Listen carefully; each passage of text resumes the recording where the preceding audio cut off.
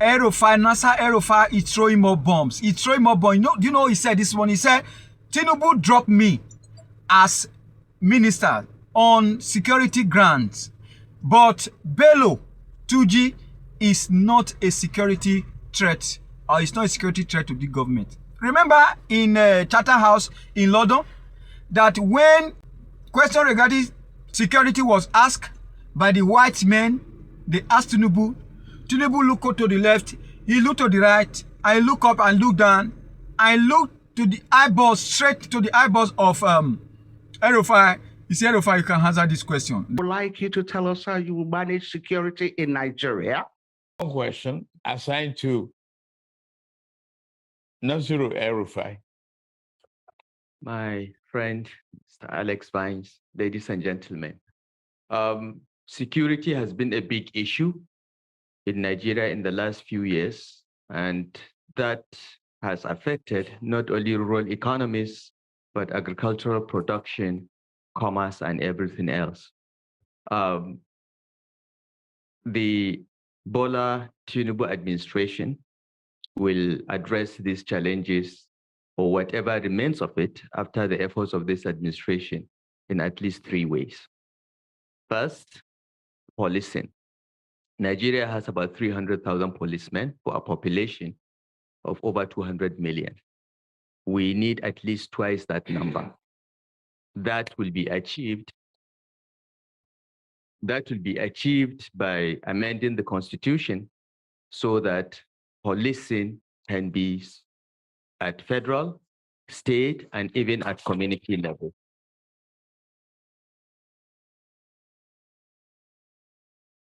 With increased security footprint, there will be less and less of criminal activity. The second step is to look at our armed forces and security architecture.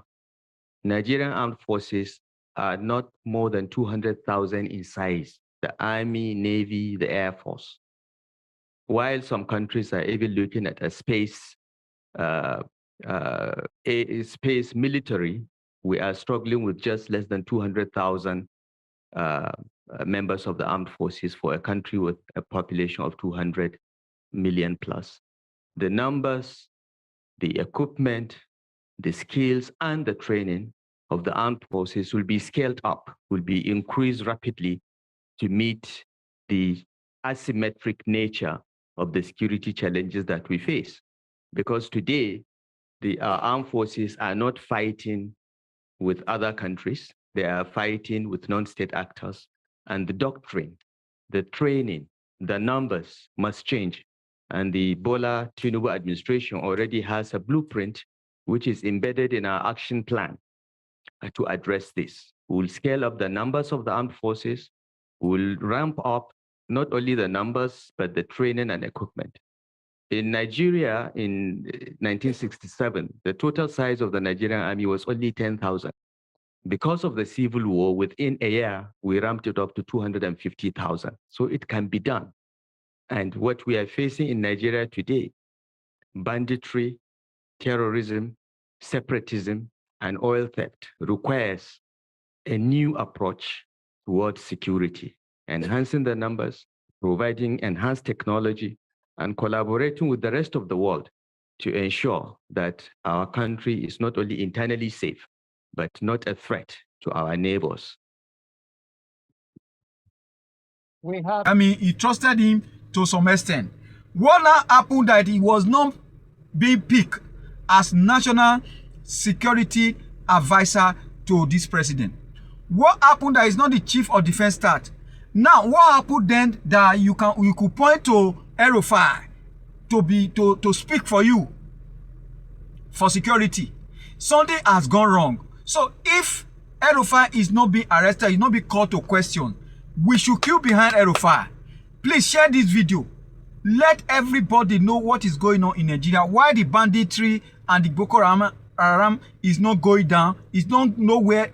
Because I was happy when this government went to Israel to import or to solicit for help from the Israeli military.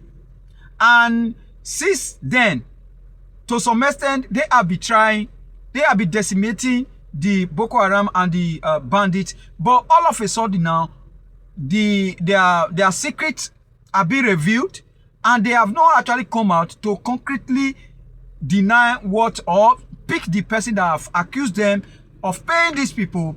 I don't know how government should have a double standard.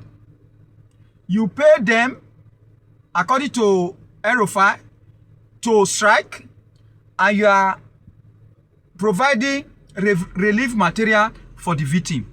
Hey, this one heavy. See, I don't know. Let's just split this Nigeria into 3 at first. I know the peace will not be that maximum until we split it to 36. But for the peace of the 3 geopolitical zone or 6 geopolitical zone, let's split it. Let everybody go on their own. Let everybody manage their own security. I think that would be the best thing, Tinubu. That would be the best thing. Going to Israel and going to America to solicit for their help, to import their military, to come and cause more chaos, because don't forget, even as he went to Israel to do this, now Sheikh Gumi and Nasser El-Rufai, they are becoming stumbling block now. The process are being jeopardized. The process is being jeopardized by this revelation, because we don't even know who to trust, whether to believe El-Rufai or to believe the federal government. Where I will somewhat believe federal government, because this Tinubu just took over last year or 2 years ago. If you are accusing them that they are paying bandit, it may be that it is the previous government that do this or did this, and if it is true that the payment still continues, it means that this present government is aware and they are part of it. So investigation need to be carried out about this thing, and who will do this investigation now is who I don't know. We need to beckon of foreigners to come and investigate this thing that El-Rufai is saying, and before then El-Rufai should be behind the bar or be behind the counter. He should be detained. Should tell us more about this. Or is El-Rufai actually bigger than this government? I don't understand. I don't get it. It's not adding up to me. It's not adding up. Or is it part of the Kaaba again? Even if it's part of the Kaaba, he has left. With all this thing that he is saying about government, I mean, he has deviated.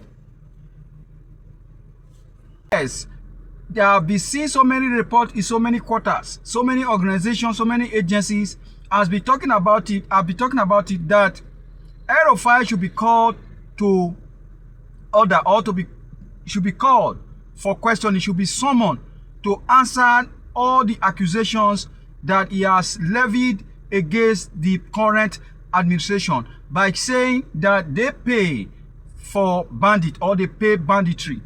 And the fight is getting messier as we speak right now, because I've heard from another source, which is Solomon Dalong. Solomon Dalong actually came out and said that the bandits came to Castina to negotiate. Bandits came to Castina for payment of their for their payment routine. And I listened to Dati Baba Ahmed. Yes, he came out and also said that El-Rufai should be arrested. El-Rufai should be called for questioning. Why is El-Rufai bigger than the federal government of Nigeria? Is El-Rufai bigger than DSS? Is El-Rufai bigger than the police institution in Nigeria? Why this huge statement is coming out from El-Rufai, and El-Rufai is walking scot-free and is walking freely on the street? It means that there are so many things hidden under what he's saying. This is the report, and this is what people are saying. Baba Ahmed said that El-Rufai should be called to question, or should be called for questioning, which I actually agree with him, because if you listen to my last broadcast, this was what I actually submitted, that how can someone be making this such statement and president or the government is afraid? They are afraid Yeah, that's what I could say. They are afraid. As a matter of fact, they are even begging him to slow down whatever he is, the missiles that he's throwing at the government right now. He's throwing so many heavy missiles that if one that is not coming with equity, this missile will actually consume them. Is it that our president knows about this payment of bandit? Is it that the NSA, the National Security Advisor, or the National Security, does that mean they know much about what El-Rufai is saying? Is it that they are confirming that, yes, El-Rufai is right about what he's actually saying right now, that the bandits are being paid? Because we have heard for severally that some farmers, they gather money together, they pay, bring money together to pay the Boko Haram, to pay the bandits so that they can access their farm. These were all confirmed reports. But by the revelation of El-Rufai now, I think it's becoming glaring to us that what they have been saying over the years about the farmers paying bandits before they can go to their farms, paying the Boko Haram before they can access their crops, I think this is true. To make the whole thing worse, do you know people that are calling for arrest of El-Rufai? El-Rufai is firing back at them. Do you know the former Kaduna State, Nasser El-Rufai, has fired back at the National Security Advisor, NSA? Nuhu Ribadu insisted on his assertion that the Nigerian government earmarked huge amount of money as payment to armed bandits, despite denial by office of the NSA. And now he came out. El-Rufai said El-Rufai had first made his allegation during an interview program with Channel Television on Sunday, don't forget. And with what I will not do is to pay bandits, give them a monthly allowance and send food to them in the name of non-kinetic. It's nonsense where we are empowering bandits, El-Rufai says. But in reaction to the accusation on Monday, Ribadu described the claim as false and baseless. So it's more than false and baseless. What we need is not the false and baseless statement that government always made when such thing happen.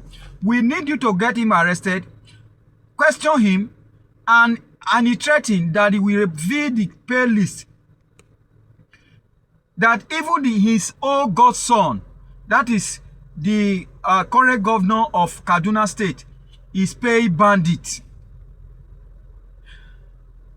And he was also accused, that is, El-Rufai was accused that when he was a governor, he traveled to Mali, traveled to Senegal, traveled to all these Fulani's countries to pay them. So this fight is getting messier because the truth needs to be said about it. However, in a statement on Tuesday, El-Rufai insisted on his allegations, saying he stands by his assertion that ONSA and the Kaduna State government are politicizing national security and attempting to suppress evidence of payment to bandits. As usual, the combined voices of the government of Kaduna State and NSA, instead of responding to the core issue I raised, seek to deflect responsibility by alleging that exposing them amount to politicizing security. The former governor is the one saying this. So you can see El-Rufai voice is even the loudest. Yes, he told us that he said we are not the first to reveal the government's ongoing greasing of palm of non-state actor in Kaduna Katsina, Zamfara, Sokoto, Niger, Kebbi, and other states. El-Rufai further alleged that videos and testimonies from traditional rulers, clerics, and community leaders confirmed that payments to bandits are ongoing, saying official denial for flat. Hey, my brother, this country, see, I said it the other day, if government is not able to get this man arrested, we should take queue behind El-Rufai. Let it tell all the truth, everything that you know about this government, this administration, and the government that he has served under, and the government that he has brought to power. This fight between the federal government and the former